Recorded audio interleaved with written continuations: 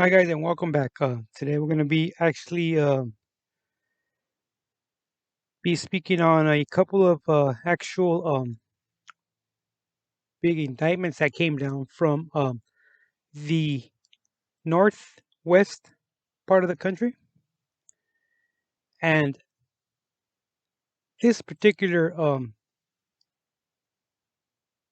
cartel is from the same state of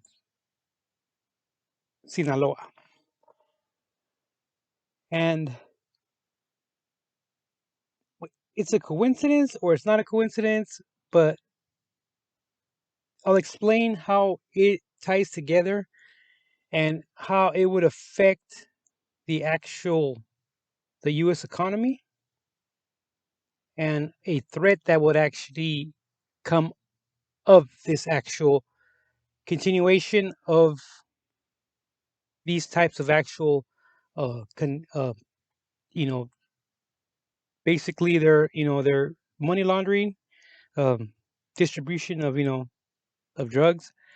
But what I'm focused on is actually on the money side. So apparently, they actually California intercepted a money load going down south, and they don't actually explain how I went down, but they actually um, began the investigation in Southern California with a large sum of money that was actually seized. Okay, and I'll tell you, it's easier to export cash than it is to bring in actual dope. Because the fact that you can blend in with regular traffic, with the city, with as long as you don't look out of place, and as long as you actually conduct yourself in a very calm manner, because you're driving from state to state, then you're actually crossing the actual international actual border, and from there, you just turn in your vehicle full of actual more than $1 million per load. You know, they don't pay that much, by the way, for these southbounds. Uh, they pay a very small percentage of what you're actually exporting of cash, right? So apparently, this led to the attention of a 41-year-old male, and he actually was sentenced in April. So he got sentenced to 26 years for this actual conspiracy. He actually pled guilty to conspiracy to import and to distribute. He was actually in charge of actually distributing pure meth, pure coke, heroin, and fentanyl, and money laundering. Okay, so I'm gonna throw you guys out some numbers right now, and just to show you how heavy this guy was. Okay, so they served a search warrant. They found over 19,000 fentanyl pills, 40 pounds of heroin. That's 40 pounds of heroin, 23 pounds of coke, 4 pounds of meth. Don't forget it's pure meth, so you can actually cut it up and make more. 175,000 in cash they seized, and the FBI actually through different operations you can find out how much readily cash this actual this actual section is set. They had no problem of having access to over $1 million cash in hand. It was no, they can get that readily at any time. So they were able to come up with $1 million in case they needed to, whatever they needed to spend on. They had access to that. And it turns out that this guy had a ledger that actually got they broke the actual the codes that the legend. They actually cracked the legend, and it turns out that in a short period of time, I'm talking about months, okay, these actual this actual team, you know what I mean? They exported over $6 million in cash.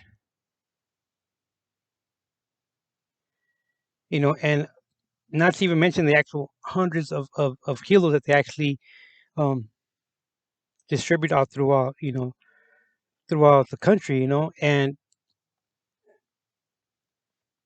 I'm gonna say it, but the reason I'm bringing this up is because they did not mention this, but I'm gonna tell you guys how it is. Okay, so the money they were actually exporting through the coast all the way down to Mexico from Washington all the way down, right? But what they didn't bring up is how were they actually getting all this weight up to Washington? Where were they bringing it in from? Okay, just to give you guys a little insight. When you actually cross the border in Canada to the US during winter seasons, it is freezing out there. And as long as you don't have any kind of aroma exiting your vehicle when you're crossing through there, that inspector's only going to peek his head in there, kind of look at your actual documents, and that's it for the fact that it's so cold. It's not like you're crossing through San Diego where it's nice weather and you can get on the floor, you can check, you can kick this, you can check the actual, the under the actual underneath the car, open up the trunk. Now it's cold out there, so the weather is harsh, so it'd be easier to actually bring in contraband through them areas of the border. They never mentioned anything. Well, that would be a big haul, crossing it through Tijuana and all the way up to Washington. That's a lot of miles to cover. So you'd bring it up from the north, bring it up from the north, bring it into actual to the states through Canada. But they don't mention anything on this. They're just talking about the money, actually, right? So that was actually pretty smart of them, and for them to actually do that kind of movement, do that kind of weight, do that kind of actual cash, they're keeping somebody busy down south. And somebody down south is making a lot of money. And it's interesting because not long not long after, this is in April, you talk about May, they actually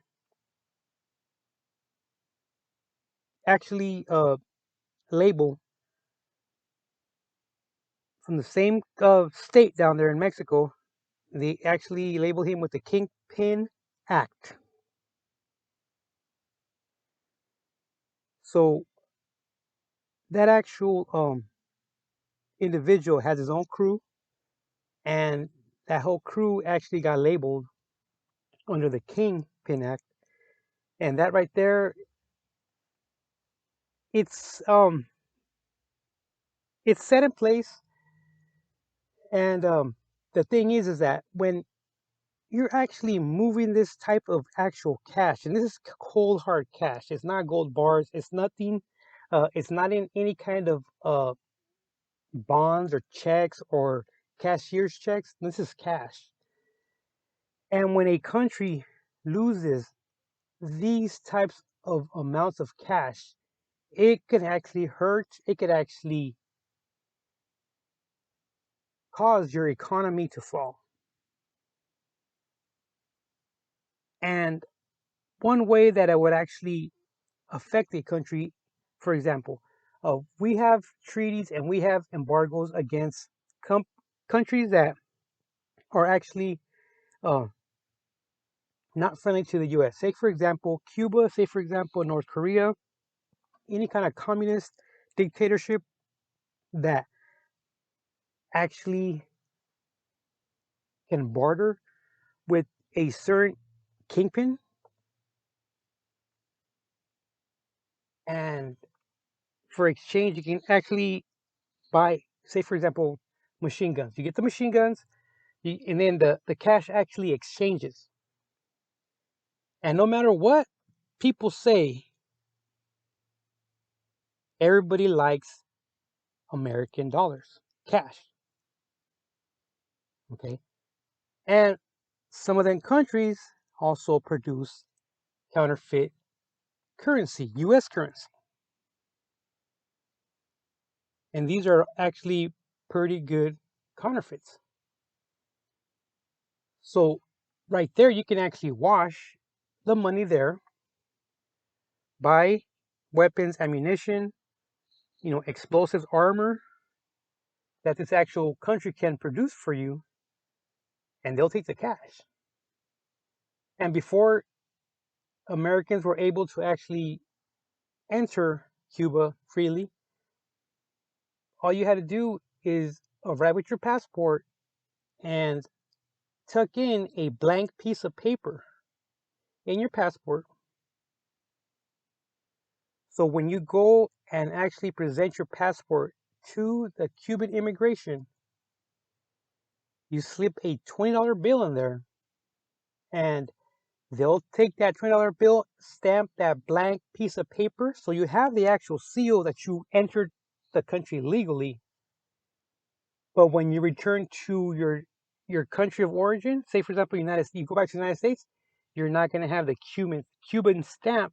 You're going to have nothing because that stamp went on that blank piece of paper, and of course you're going to get rid of it before you cross.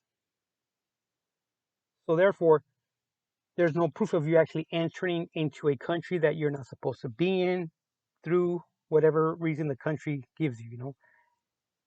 And so if you're actually, giving them $20 bills, and according to rumor, Castro loved $20 bills. He loved American money because you can actually conduct better business than your own currency that's not as valuable. It doesn't have that much value as a dollar, you know. And so this type of actual kingpin operation can actually make your actual dollar strain. You know what I mean?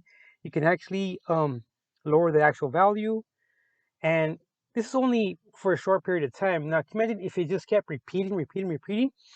Before you know it, the U.S. would be, um, hurting for the fact that counterfeit, and this actual kingpin, he was actually charged with producing the majority of fentanyl, the pills, and the actual opium, the gum, and he supposedly was the main provider. He actually still is because he hasn't been arrested. He's still conducting his business. He has a construction company that they're most likely going to take, you know, under this. They can do it. They can do it under this actual, and they can actually do it under this actual clause. They can actually take possession of the actual the company because they got proof that you're actually a kingpin, and that's the way it goes. But this is just one actual concept, like this is actual one actual example of how it all trickles down. It all trickles down, and that's a lot of cash going down south. It's a lot of cash, and they don't pay you that much for $1 million to cross. It's cents on the dollar. They don't pay you that much to actually risk, you actually driving it across. But I put up a couple of pictures so you can illustrations you can see exactly where the money would go, and so you can take a look at that. And that's about it. And I hope you guys got a kick out of this inside info. Okay, guys, don't forget to like, subscribe.